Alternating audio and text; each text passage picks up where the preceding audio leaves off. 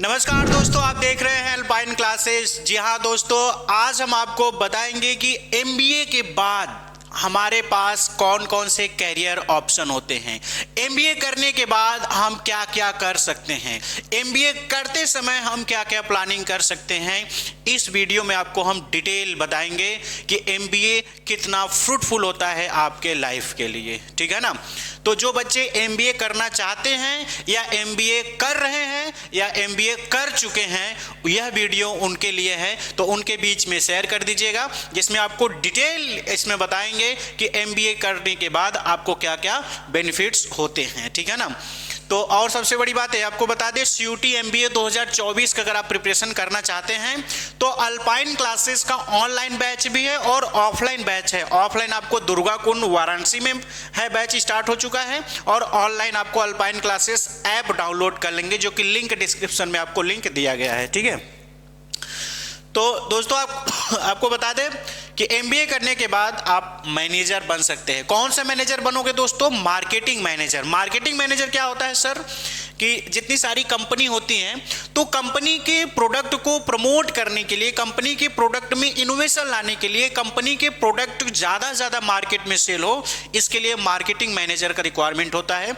तो एक स्टूडेंट जब आप मार्केटिंग करोगे, तो जब आप एमबीए करोगे तो उसमें मार्केटिंग से MBA, HR MBA, finance MBA, अलग अलग करके MBA, risk insurance, foreign trade, अलग अलग ब्रांचेज होते हैं, ठीक है। तो जिसमें आपका एक्सपर्टीज होगा, जिसमें आप ज़्यादा कंफर्टेबल फील करते हो, जिस एरिया में आपको ज़्यादा अच्छा लगता है कि हम इसमें सक्सेस कर सकते हैं, तो उसमें आप उस सब्जेक्ट को चूज करोगे, उस ऑनर्स को चूज करोगे, ठीक है।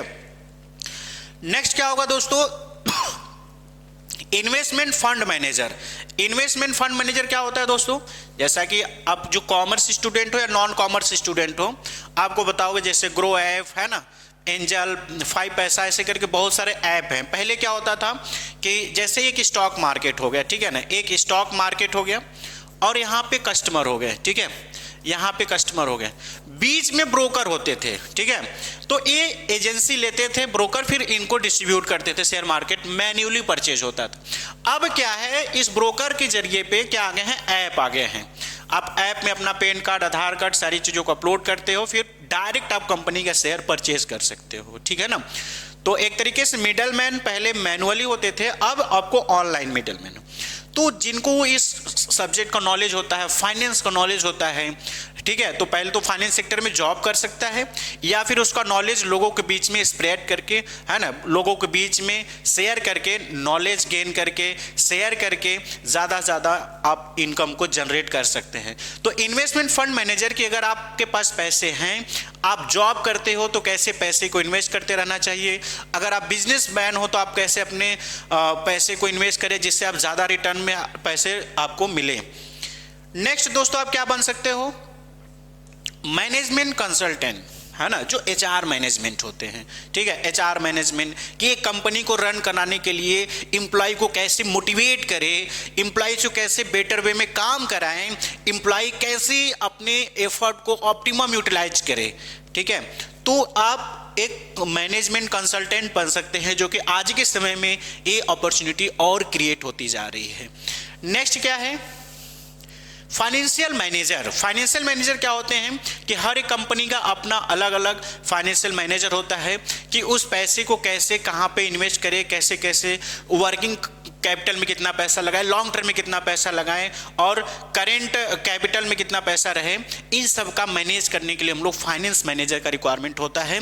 तो इसमें भी एक अच्छा बेटर आपके पास अपॉर्चुनिटी है। नेक्स्ट है दोस्तों area sales manager. Area sales manager जैसे हर एक आपको डिवीजन बना दिए जाते हैं, ठीक है। जैसे एक सपोज आप ये सोचिए कि जैसे सपोज करते हैं इंडिया है, ठीक है ना, तो अलग अलग डिवीजन ऐसे ऐसे हो जाएंगे, ठीक है। तो हर एक एरिया का आपको मैनेजर बनाया जाएगा, और अब जैसे 5 लोग हैं, 5 लोगों को मैंने एरिया मैनेजर बना दिया कि आप लोग 5 लोग अपने अपने एरिया का, अपने अपने ब्रांच का पूरा सेल्स जो कुछ भी है उसको आप जनरेट करेंगे, फिर सभी से कंपेयर किया जाएगा, उस हिसाब से आपको पर्क और सैलरी ये सब को डिसाइड होते हैं। ठीक है। तो मतलब एक एरिया सेल्स मैनेजर की मतलब एक पर्टिकुलर रीजन आपको दे दिया जाएगा। जैसे आपको सुनने में मिलता है कि नहीं ये मेरा एरिया नहीं, उनके एरिया में आता है ना। जैसे होता है ना कि पुलिस चौकी मेरे एरिया में नहीं आती, उनके एरिया में आती है, ऐसे बोलते हैं ना। तो उसी तरीके से आपको एक अलग अलग रीजन का, अलग अलग डिवीजन का आपको एरिया मैनेजर बनाया जाता है। तो अच्छी खासी इसमें भी पेमेंट आपको मिलता है। नेक्स्ट क्या है मेरे प्यारे दोस्तों, मार्केटिंग एग्जीक्यूटिव। इसमें क्या होते हैं कि मार्केट से रिलेटेड आपको कैसे एक्चुअल में इसमें क्या करंट सिनेरियो चल रहे हैं, फ्यूचर में क्या चेंजेस होने वाले हैं, उन सब का आपको एक्सपर्टीज होता है। और कंपनी में इसके लिए आप कंसल्टेंसी के सर्विसेज प्रोवाइड करते हो, जिसके बदले आप उससे फीस चार्ज करते हो। ठीक है। नेक्स्ट है दोस्तों बिजनेस एनालिस्ट, आईटी सेक्टर। आज का ये अब आपको बहुत इंस्टा रील वगैरह और जो भी आप स्क्रॉल करते होगे तो ऐसे आपको बहुत सारे उसमें मिल जाता होगा कि आज के समय में डेटा एनालिस्ट का काम बहुत तेजी से बढ़ रहा है कि हर एक काम डेटा पे एनालिस्ट है। मतलब आप देखोगे गवर्नमेंट कोई स्कीम लॉन्च करती है तो पहले डेटा चाहिए कि कितने लोग को पेंशन देना है, कितने लोगों को सैलरी देना है, कितना कोई भी स्कीम निकालना है तो कितनी पॉपुलेशन है, उस हिसाब से वो अपना बजट प्रिपेयर करते हैं। तो डेटा का काम आज बहुत, हम भी काम कर रहे हैं तो डेटा पे काम कर रहे हैं कि हमारे कितने स्टूडेंट हैं, उसके हिसाब से कैसे मटेरियल को प्रिपेयर करना है, कैसे उनको कन्वे करना है। तो डेटा एनालिस्ट है, मतलब आज के समय में डेटा एनालिस्ट का एक काम बहुत बेटर वे में होता जा रहा है। नेक्स्ट है आपका रिलेशनशिप मैनेजर। रिलेशनशिप मैनेजर क्या करते हैं कि एक डिपार्टमेंट से दूसरे डिपार्टमेंट, फिर एक ब्रांचेस का दूसरे ब्रांच के जो कोलैबोरेशन की बात करते हैं। ठीक है। जैसे एक समय था कि एंड्रॉयड ने नोकिया ने वो एंड्रॉयड को मना कर दिया, मतलब एंड्रॉयड लोग उसको बोले कि एंड्रॉयड को आप अडॉप्ट करिए, वो बोला कि नहीं हम नहीं। आज नोकिया देखिए कहाँ पे है। तो अब देखिए जैसे आप एक सिंपल एग्जांपल है कि बोट ने हैमर को परचेज कर लिया। ठीक है। इसका यह रीजन है कि जो आपके कंपटीटर्स हैं, जो फ्यूचर में आपके लिए कांटा बन सकते हैं, जो फ्यूचर में आपके लिए रुकावट बन सकते हैं, उनको कोलैबोरेट करके उनके साथ हो जाइए, जिससे और आपका ब्रांड होगा, या फिर उनको परचेज कर लीजिए। तो इनका काम होता है रिलेशनशिप मैनेजर में कि ज़्यादा से ज़्यादा कोलैबोरेशन, जैसे आप इंस्टा पे भी देखते हो कोलैबोरेट होकर एक साथ तो रील बनाते हैं तो ज़्यादा उनका अच्छा चलता है। तो रिलेशनशिप मैनेजर का जॉब अच्छी है। Next chief technology officer. इसमें क्या होता है कि जो आईटी सेक्टर से, जैसे बीटेक के जो बच्चे होते हैं उसके बाद एमबीए करके जाते हैं तो वो आईटी इस सेक्टर में आ सकते हैं। तो आईटी सेक्टर के जो चीफ टेक्नोलॉजी ऑफिसर होते हैं, बिकॉज आज के समय में टेक्नोलॉजी फ्रेंडली होना बहुत ज़रूरी है। आप बीटेक नहीं भी किए हो तो भी आपको टेक्नोलॉजी आना चाहिए। ठीक है ना। तो